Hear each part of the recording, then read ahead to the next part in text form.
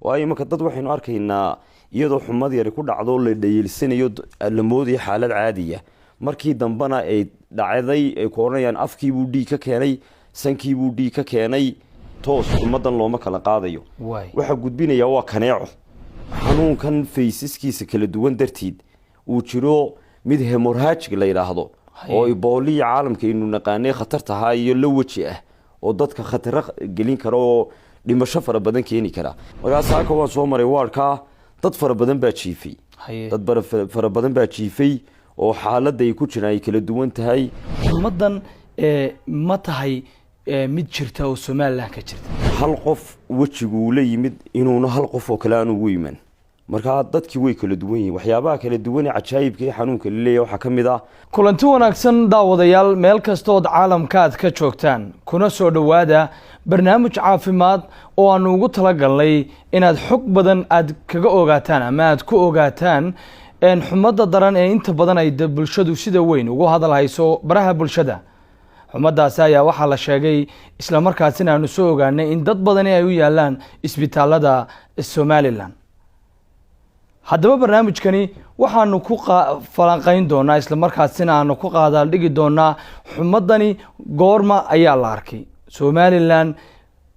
imiso qof ayaa sabab u noqotay inay xumadani galaafato maxayse tahay xumadani dhakhtarro badan oo aanu la sheekaysanay ayaa waxay noo sheegeen in xumadani ay tahay virus sida inta badan xogta aanu ku hayno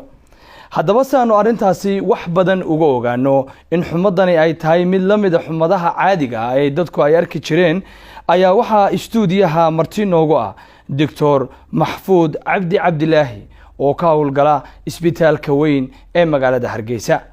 barnaamijkani inta uu socdo daawada waxaad ka faa'iidi doontaa bal waxyaabaha xumadani lagu garto iyo calaamadaha ay leedahay doctorka ayaan marka ugu horeysa aan ku soo dhaweyn doonaa istuudiyaha MMTV si aad xog badan aad uga heshaan arintani Dr. Maxfuud marka ugu horeysa ku soo dhawow MMTV waan ku dhawahay Cabdirashiid aad iyo aad baad mahadsantahay thank you doctor sida aynu ka warqabno dad badan ayaa marka ay geeriyoodaan bulshadu ay baraha bulshada soo dhigayaan in ay ku timi geerin degdega isla markaasina ay u dhinteen xumad daran oo qofkaasi haleeshay xumadan ma tahay mid jirta oo Soomaaliland ka jirta okay bismillah alxamdulillah horta markoowaadka waxa muhiima maadaama maanta bulshadu inaga dhageysanayso ama inaga daawanayso TV-ga MMTV inaynu fahansiino xumadii maxay tahay marka hore sida aad sheegtay Cabdirashiid waxa weeyaan Ilaahay baa siduu jirkeena u abuuray jirkeenu wuxuu leeyahay xaraarad u gaar ah oo tiisa caadiga ah ee uu ku noolaan karo wixii intaa ka badan ayaa la yiraahdaa xumad marka jirkeenu xaraarada uu leeyahay marka uu bad qabo halbeeg bay leedahay la cabiro marka waxa la yiraahdaa ilaa 7.4.3 wixii 5 ka hooseeya ayaa ah xaraarada degree Celsius ayaa xaraarada jirku loogu tala galay ee uu shaqadiisa gudaha ku qabsan karo wixii inta ka badan xumad baa la yiraahdaa xumada waxa keeni kara xanuuno fara badan oo ay keenaan qaar virus ay keenaan iyo qaar ay bacteria keentaba haddaynu nimaado xumadan waqtigan xaadirkan ah wadankeena taala waxa weeyaan way ka duwan tahay xumadii hore ee ay keeni jireen sida durayga iyo xanuunkii duumadeynu naqaanay iyo xanuunkii TB-da iyo COVID-19 kii u dambeeyay adduunka kaga qaylisiyay waqtiyadii dambeenu ogeyn waxa soo dhan way ka duwan tahay marka calaamadaha hadaynu aragno sidoo xanuunku soo bandhigayo iyo sida imika waxoogaa looga ogaaday magac bay ku sheegeen maamulka wasaaradda caafimaadku marka baaritaan la sameeyay baa lagu ogaaday xumadu doctor marka ugu horeysa ma tahay xumad jirta oo Soomaaliland dadku ay u dhimanayaan oo sababi karta in qofku uu dhinto isbitaal loo dhigo dabadeedna xadiga haday dhaafto noloshiisa galaafanaysa ma jirta xumadu way jirtaa oo sida la cadeeyay walibana loogu dhawaaqay xanuunka waxa weeyaan waa xanuun xumadani way jirtaa waxaana keenaya xanuun la yiraahdo dengue fever oo ka duwan waxyaabaha aynu soo sheegnay. dad fara badan baa waxay aaminsan yihiin inuu kaneeco yahay xanuunkani, inuu waxaan yahay waxaasoo dhani wax jira ma aha. waxaan u sheegaynaa waa xanuun khatartiisa leh oo wejiyo fara badan mara. markaa waxaan u sheegaynaa dadka inuu xanuunkan la yidhaahdo dengue fever sida maamulka wasaaradda caafimaadku uu caddeeyey uu yahay mid jira, waa mid jira oo dhibaatadiisa wata. doctore xumaddu waa mid laysla yaqaano oo dee dadku maaha midka cusub oo xumaddu iyadoo siyaabo kala duwan qofka ugu dhacaysa. tani maxay kaga duwan tahay xumadihii ama xumadda qofka ku dhacda? xumaddani maxay kaga duwan tahay maadaama khatar nafeedba ay sababayso? waxa weeyaan horta xumadda waxaa keenaya markoowaadka sidii aynu hore usoo sheegnay xaaladda normalka ee marka laga baxo jidhka tambareejarkii ama xaraaradii jidhka waxaa kordhinaya ee kor u qaadaya ama hoos u dhigaya. waxa weeyaan horta waa xanuun. xanuunada u fara badane waxaa keenaana maaha kuwan lala noolaaday sida dhiigkaradiiyo macaanka ma keenaan kuwaasi xumad, laakiinse waa dulin jidhkaaga soo galay ayaa wuxuu keenaa xumad. markaa sida duraygii, malaariyada, kaneecadii oo kale, dhammaan dulin kasta oo jidhkaaga soo gala waa calaamadaha khaaska ee uu leeyahay inuu xumad yeesho. haddaba kan markaynu nimaadno maadaamuu kanba yahay virus adduunka ku nool oo la yidhaahdo deng baa la yidhahdaa magaciisa, sida waxyaabaha keenay iyo waxaan xagga dambeyn ugu tegi doonaa. laakiinse magaca xanuunka waxaa la yidhahdaa deng oo waxaa la ogaaday 1950 baa adduunka uu kusoo biiray wadanka Philippine baana lagu arkay kaysaskii koowaad. laakiinse kontonkii sano u dambeysay hay'adda caafimaadka adduunku xanuunada ay ku mashquulsan tahay ayuu ka mid yahay dengue fever oo maanta ka Somaliland dhex yaala ee bulshada badankeeda aad moodo inuu soo saameynayo. markaa xanuunka cidda keenaysa xumadani waa viruska la yiraahdo dengue fever. waxaanu ka mid yahay dee marka qolooyinka la eegayo ama qabiilada virusyada arbovirus mid la yiraahdo ayuu ka mid yahay, waana ka ugu saameynta badan markaynu eegno groupka la yiraahdo arboviruska. ka ugu caansan ee caalamku ay wax ka ogyihiin waa dengue fever, waana kaa khatartiisa aynu maanta arkayno wadanka dhex yaala. doctore maadaama xumadani sida aad sheegtay ay tahay mid caalamka lagu arkay waqtiga ka hor dalal badan oo adduunka ana ay ka jirto ama uu ka jiro xanuunkani, Somaliland sidee bay dadku ugu baraarugsan yihiin bay adig kulatay? horta Somaliland markaynu eegno anugu waxaan ogahay intaan dhakhtarnimo aan ku shaqaynayay 2013 ayaa isaga oo welibana qaabkan uu imaka yahay muuhayn uu ka khafiifsanaa xilliga oo wuxuu ahaa keliya ta xumad yaroo safmara, madax xanuun fara badan. dadku typhoid bay berigaa u haysteen oo wuxuu ka dilaacay magaalada Berbera iyo gobolka Saaxil. markaa 2013kii xilliga aan sheegayo kaysas imaka waxa aan arkaynaa kaysas dhiig leh oo xagga dambe inuu kaga warrami doono insha Allah. dad dhiig ka socda imaka magaalada jooga oo ay xumadu sababtay xanuunkan dengue fever baa sababaya oo calaamadihiisa ka mid tahay xagga dambe inuu kaga warrami doona. markaa 2013kii qaab wuxuu ahaa yara khafiif ah oo xumad safmara ah oo dadka dhibaato badan ku keenayn, qofkuna 7 cisho ama 14 cisho ka bacdi uu ka kacay. markaa gobolka Saaxil ayuu ku ka berigaas oo Hargeysa iyo Burco iyo goboladan kale Somaliland lagama dareemin. laakiin se imaka waxaynu dareemaynaa taasina waxa u badan ee keenaysa waxa weeyaan bahalkani sida uu dhaqmayo dengue fever viruskani waa virus badana xilliyada kulaylka iyo 2011kiina mar labaad buu Saaxil lagu sheegay. markaa imaka cimiladan adduunka isbedeshay darteed ayaan isla Hargeysa oo inaga arkayna daynu xitaa cimiladii iyo waxyaabahaas isbedelayaan adduunka oo dhan. markaa waxa weeyaan dengue feverkii waxyaabaha keenay imaka Somaliland inuu ama ay sheegayaan kuwan xanuunka wax ka sheega waa cimilada isla bedelaya. markaa waxa weeyaan welibana uu ka khatarsan yahay baan aaminsan yahay kii 2013 wasaaradda caafimaadku ay report garaysay iyo 11kiiba kan uu ka waji duwan yahay. doctore xanuunkan maadaama uu yahay mid sidaa u daran Somaliland markii ugu horeysay ee lagu arkay waxaa tiri waa 2013 qaab nooceeya maadaama dadku wada nool yihiin qaab sidee loo kala qaadi karaa cudurkan marka waxay iskugu gudbin karaan su-aashii hore cabdirashiid aad weydiisay la xidhiidhayo baraarugsanaanta ummaddu waxaad moodaa weli bulshadu eeg dad badan ilaa qof Soomaaliya tahood bulshadii ku dhex jiro oo ka warhayo oo basaskii la raacayo waxyaabaha ay dadku dhurayaan waad dhageysanaysaa marka waxa kamid ah dadku qaar baa ku sheegaya waa kaneecadii iyo waji kala yeelatay eeg oo baraarugsanaan la'aanta waxa laga yaabaa Soomaaliduna kaneecada si bay u daweyn jirtay marka inay ku dawaqaan si aan sidii saxda ahayn oo keentay inuu khatar badan dalka iyo dadkaba ku sii keeno marka baraaruga dadku wuxuu ku xidhan yahay barnaamijyada noocan oo kala in loo badiyo oo MMTV aad iyo aad baan uga mahadnaqayaa barnaamijka sidan ay imaka ay u soo bandhigeen marka baraarugsanaanta dadku way yartahay inkastoo ay og yihiin laakiin haddana khatarihiisa dan fiifarka iyo qaybihiisa kala duwan wajiyada kala duwan uu maro waxyaabahaas oo dhan dadku kama warhayaan insha Allah nacaaw barnaamijkan baynu uga faa'iideyn doonaa marka qaabka labada qof ay isku gudbinayaan marka laba qofka cudurka qaba ama cudurkan xumada ah sidee buu ugu gudbin karaa maadaama xumadii kale aanu la mid ahayn sidee isku gudbin karaan labada qof xanuunkani horta wuxuu leeyahay kaar xambaar buu leeyahay oo sidii COVID-19 oo kale ama xanuuno fara badan oo aynu garanayno qof toos ugu gudbinaya ma jiro waa inuu factor wax la yiraahdo u dhaxeeyo kaneeca ah kaneecaduna ma ahayaanay dadku qalad ereyga kaneeca markaan sheegayaan u fahminayna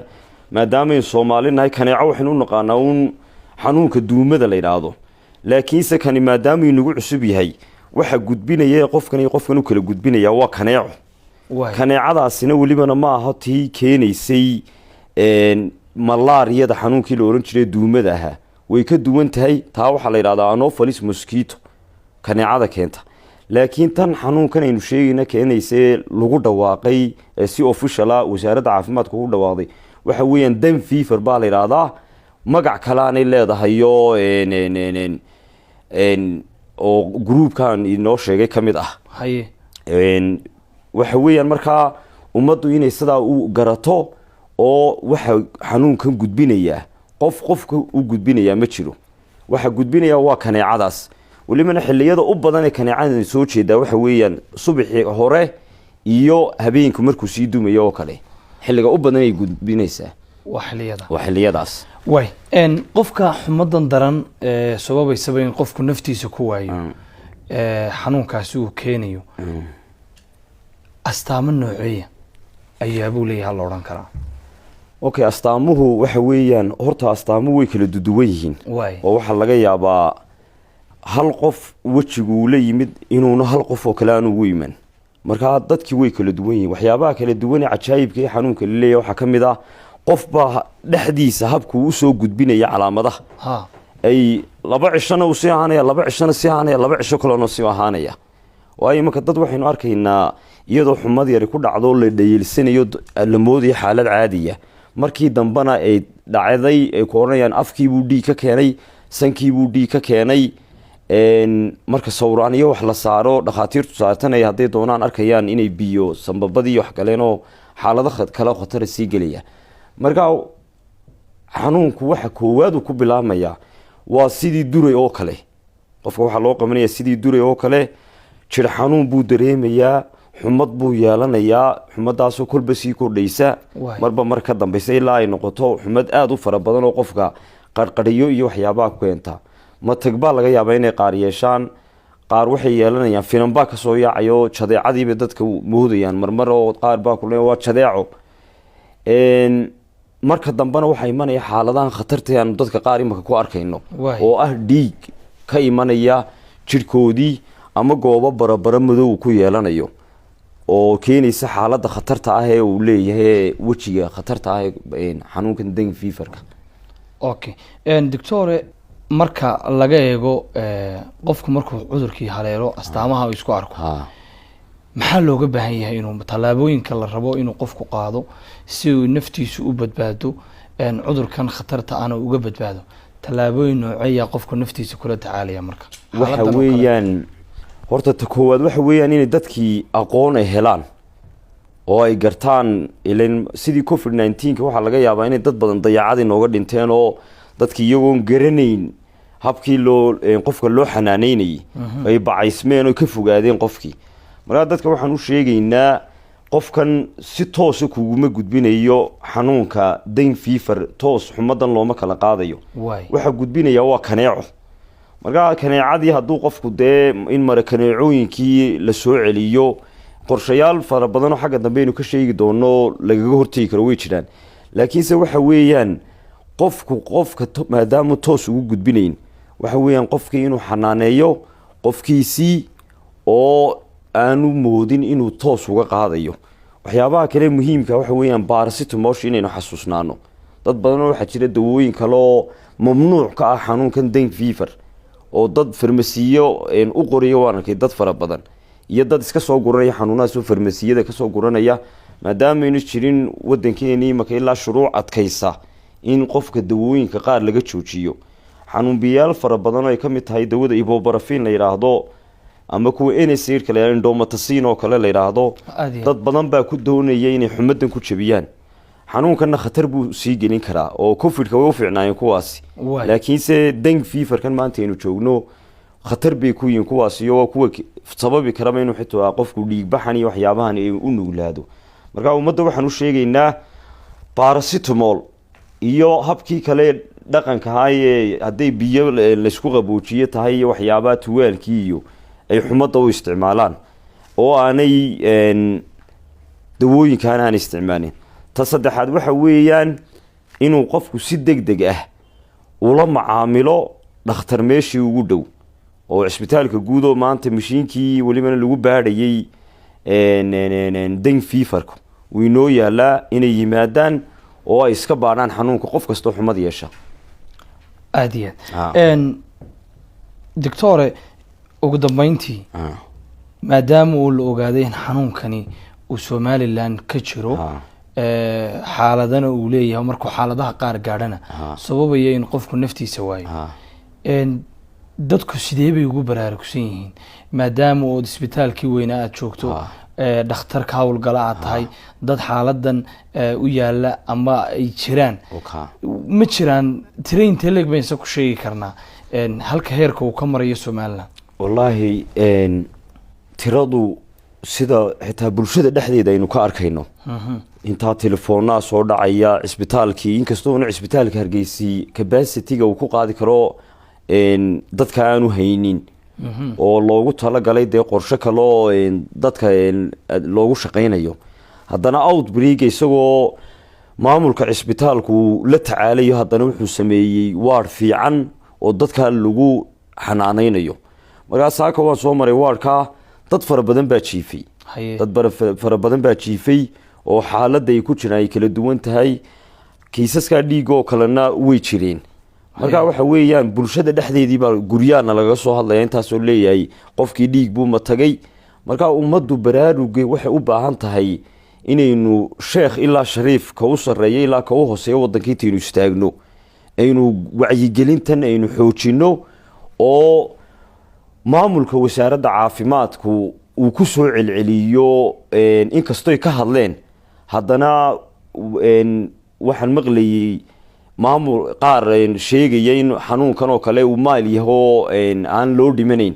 laakiinse waxaan u sheegaynaa ummadda in xanuunkan faysaskiisa kala duwan darteed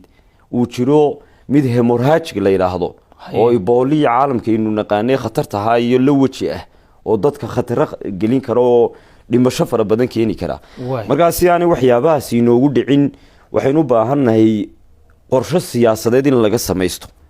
qorshaha siyaasadii maaha in wasaaradda caafimaadka oo keliya lagu daayo waa in wasaarado kaloo kala shaqeeyaan waa in dowladihii hoose ay kala shaqeeyaan waa in qof waloo shaksiya iyo qof waliba gurigiisa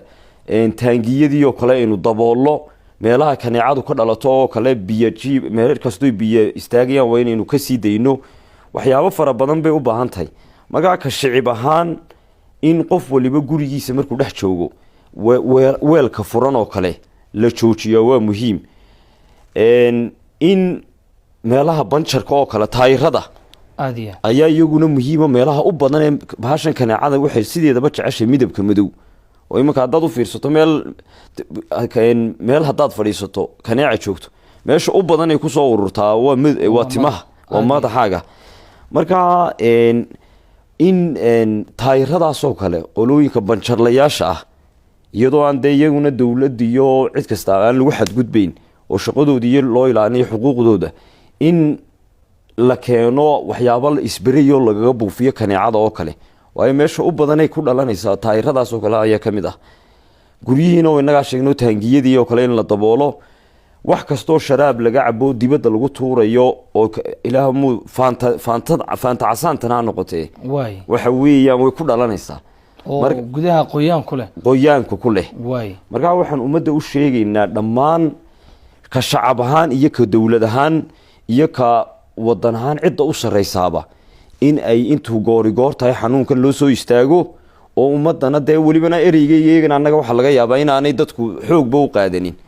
oo ummadda soomaalidii badanaa dee sheekha iyo waxay dhegeystaan iyo dadka mas-uuliyiinta waddanka u sarreeya. markaa waxaan sheegaynaa in dadkaasi ay soo istaagaan ooy sheegaan xanuunka xaaladiisii iyo halkuu marayo waxyaabahaas. waay doctore, cudurkii waxaad sheegtay in la baadhay, la ogaaday inuu xanuunkaa yahay, xanuun daran yahay, dadku ay u dhimanayaan, bulshadii kuma baraarugsana. doorka dowladda laga rabo adiga maxay kula tahay? qaab sideeyaa bulshada loogu wacyigelin karaa oo loogu sheegi karaa in xanuunkan yahay mid daran oo dadka nafahooda u daran? waxa weeyaan kow horta qofka koowaadee u sheegaya waa aniga oo dhakhtarkii oo dhex maraya tv-ga, oon u mahad celinaya maamulka iyo cabdirashiid iyo dhammaan kamaramaanka iyo cid kastaba, oon u mahad celinayo mar labaad ninka igu soo dhaliyey inaan barnaamijkan ka hadlo, saaxiibkay Cumar Cali Casoowe, oo nin mutadawaco ummadda had iyo jeer meelo badan isagoo kaga sheekeynaya xitaa xanuunkaa dengue fever ee imanka dad badan aanay ogeyn aan oghay. markaa waxa weeyaan in wacyigelinta ta koowaad ee su-aasha cabdirashiid aad weydiisay la sheegaya waxa weeyaan in ummadda wacyigelinta loo badiyo. welibana maamulka wasaaradda caafimaadku inkastuu ballan qaadeen haddana in ay u kordhiyaan dadka, in ummadda la dhex galo. oo maanta dee sidii covid-19kii 1 mitir ii jirsadii ma aha kan iyadoo sidii caadigeenu wada noolnahay oo laysku dhow yahay ayaa wax laysku sheegaya. marka in dowladdu maaha wasaaradda caafimaadka oo keliya sidaan sheegaye, in dowladdu oo dhan iyo u istaagto, in qorshe wasaaraddii caafimaadkana waxaa la gudboon in ay siyaasad caafimaad oo la xidhiidha inta aanu bahalku inagu sii darnaan la sameeyo oo lagaga hortegayo dengue feverkan. maadaama aynu arkayno kaysas hemorhajiga, anu waxaan ka markhaatihay 2013 wuxuu ahaa mail buu ahaa oo xaaladda uu keenayo bleedinka muu gaadhsiisnayn dhiigbaxa uu keenayo, oo halkays xitaa berbera berigaa waan joogo oo laguma arkin. laakiinse imanka waxaan markhaati ka ahayn kaysas dhiigma tagay xalaytada aan u joogo guri aan ugu tegay. markaa waxaa muhiim ah isbitaalka markaa la keenay dad xaalada ku jira, waan hal kays baan isbitaalkana ku arkay, hal kays markaa waxaan sheegayaa in wasaaradda caafimaadku intay goorigoor tahay policy la sameeyo oo aan la dhayalsan, oo la yidhaahdo sidee baynu uga hortegi karnaa. su-aashaadi weydiisay waa in iskuuladii la tago, waa in culimadii ay istaagto, waa inay wasaaradda caafimaadku ay bilowdo qorshe ay dadka ku wacyigelinayso oo wasaaradaha kale o dhan lagu wacyigelinayo, oo ay tifiyada soo dhex marayso, oo ay masaajidada marayso sidii covid-19kii oo kale. intay goorigoor tahay waa inaynu istaagno, waa inaynu ummadda dawooyinkaa khatartee la isticmaalayo qorshii lagaga joojin lahaa la sameeyo. waa in tababara la sameeyo. kaysaskii waxaa la keenayaa ilan hargeysooyin inaan eegina miyadiibuu ku dhacayaa, goboladii kale xanaanooyinka lahaabuu ku dhacayaa. waa in tababara shaqaalihii la siiyo habka loola macaamilayo dengue feverki, waayo shaqaalaha laftirkoodii ilan wada dhakhtar ma joogo waddankee waxaa laga yaabaa qaar aan updated ku hayn inay la macaamilaan dadkii bukaanka ahaa marka waa inay tababaro la siiyo shaqaalihii la wada gaadho wasaaradda caafimaadka meel kastay joogaan oo lagu tababaro sida loola tacaalo dengue feverka iyo goortay soo gudbinayaan iyo waxyaabaha marka waa xaalad emergency-a annaguna kumaanu dhawaaqin waxa ku dhawaaqday wasaaradda caafimaadka marka dengue fever waa xanuun laba wajiba yeelan kara laba waa sida midida oo kale marna wuxuu ku marin karaa dhinaca bilaa aan afka lahayn marna wuxuu kugu jari karaa dhinaca afka leh marka labadaba inagoo u diyaar garoobayna oo khatartiisana isha ku haynayna waa inaynu diyaar garow wanaagsan ka samayno oo wasaaradda caafimaadku ay hogaaminayso aad iyo aad ayuu mahadsan yahay doctor maxfuud cabdi cabdilaahi oo ka mid ah dhakhaatiirta ka howlgasha isbitaalka weyn ee magaalada Hargeysa waxaana barnaamijkan aanu kaga hadlaynay xumad inta badan lagu arkayay gudaha magaalada Hargeysa iyo qaybo kamid ah Somaliland taasi oo qofka u sababaysa ama se ku sababi kartaa nidaahdee in uu naftiisaba uu ku waayo haddaba barnaamijkan waxa aad daawan doontaan ama aad ka daawan doontaan MMTV habeenada inagu soo socda doctore aad iyo aad baad mahadsan aad baad mahadsan